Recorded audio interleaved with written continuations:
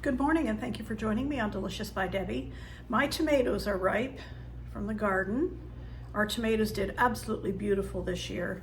These are Rutger tomatoes. Kind of hard to find them, the plants in the spring, but we were able to find some. And my tomatoes did the best they've done in many, many years. So I want to can some tomato basil soup, and I'm going to use my Instant Pot to make the soup, and then I'll cold pack it or pressure cook it, either one. So first of all, I have my tomatoes here, and all I'm going to do, these have all been washed, is take the stem and take this core out. If it has a big end on it, I'll cut that off. Then all I'm going to do is cut this up. That one's big enough, I'm cutting each half of it 3 times. But if they're small like this, I'm not cutting them up much at all, just in half or in quarters.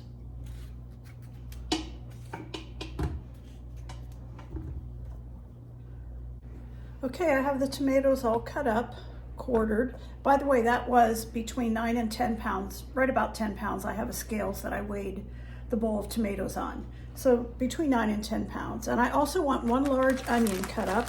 And I have one that before we went away, it was a medallion. I did not want it to go to waste. So I cut it all up and put it in the freezer. And I'm just gonna put that in there. That's my cut up onion, a large onion. So put that in next. And then I'm going to use a whole garlic bulb, and I've already separated one. So what I'm going to do is just take the skin off this.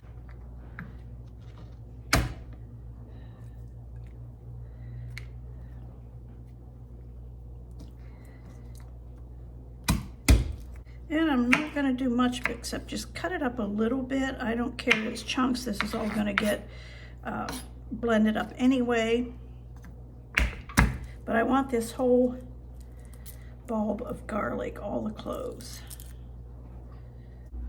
Okay, into the Instant Pot I have my between 9 and 10 pounds of tomatoes cut up, 1 large onion chopped, and a whole bulb of garlic, all of the cloves of garlic, and I just cut those up a little bit and put them in there. Next I'm going to put in 5 cups, between 5 and 6 cups of chicken broth. You could use just plain water. You will not taste any chicken in this time it cooks with all of this, but you need some liquid. Try to stir that up just a little bit and get some of this down in there. In here, I'm right to the line of max. So other than some spices, that's all I'm going to put in it. I do want 1.5 teaspoons of black, and this is a 1.5 teaspoons measuring spoon. I'm going to put 1.5 teaspoons of black pepper,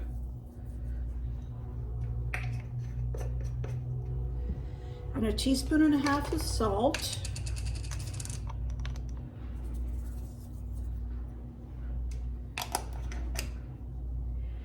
And instead of putting like herbs de Provence or separate herbs in there, I have thyme, rosemary, and basil from my garden. So I'm going to use fresh. So here I have some sprigs of thyme, and I'm going to put some of those in. I'm not going to break the rosemary pieces off of here. I'm just going to lay these in there, and then I can remove them when it's done. And I have my basil. I love tomato basil soup. We both do. If you don't like basil, don't put basil in yours. These will all get blended up when they're done, so I don't need to cut them up now. I believe that's all I'm going to put in it. I'm going to put the lid on it.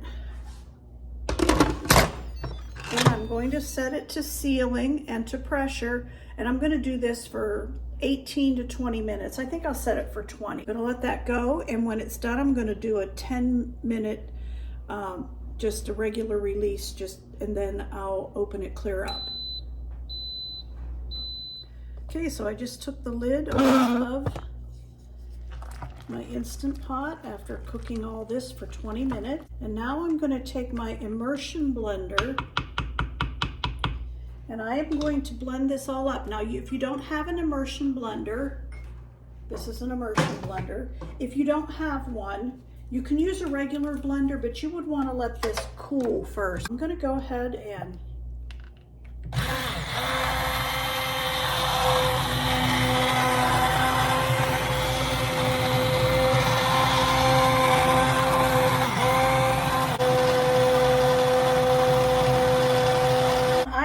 to take out my sprigs of rosemary.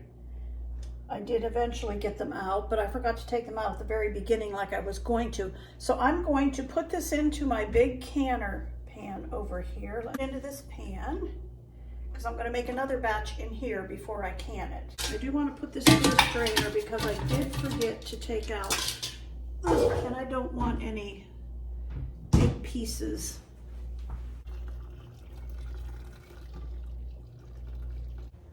Okay, I did 2 batches in my Instant Pot, and I have it, and I strained it in a strainer after I used the immersion blender, so all the seeds are out of it and everything. I'm getting ready to fill my jars, and this is hot, and the jars have been sterilized. So I'm just going to fill these jars and see how many jars I get.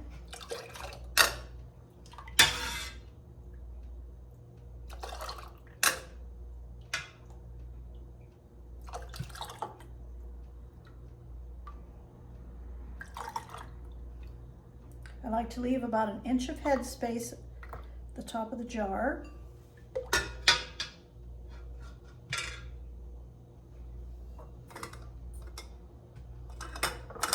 So there's a jar full, and I'll show you how many jars I get when I'm finished. Okay, I got 20 pints, plus I saved a bowl out for our supper tonight, and I have taken my lids and gotten them hot. Helps the rubber to seal a little better, and I'm going to go ahead and put these on.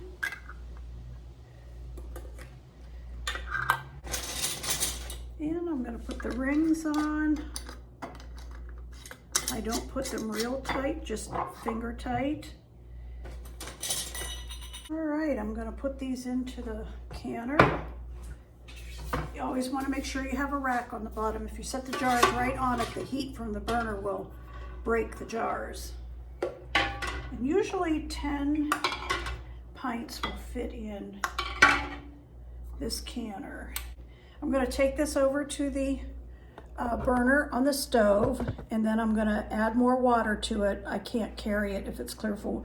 I want the water to come over top of the jars, and I will let it come to a boil and boil for 40 minutes and then take them out and they will seal.